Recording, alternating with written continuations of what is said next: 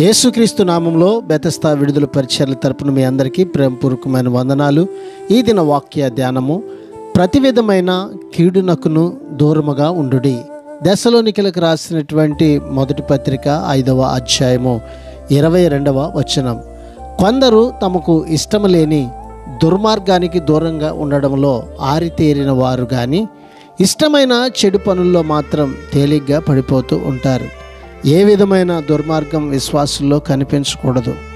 ఏ విధమైన పాపము కూడా విశ్వాసుల మీద ఏలుబడి చేయకుండా తమను తాము కాపాడుకుంటూ తమను తాము భద్రపరుచుకుంటూ దేవునిలో ఎదగాలి. అట్టి కృపను దేవుడు ఈ దినమున మనందరికీ దయచేయునుగాక.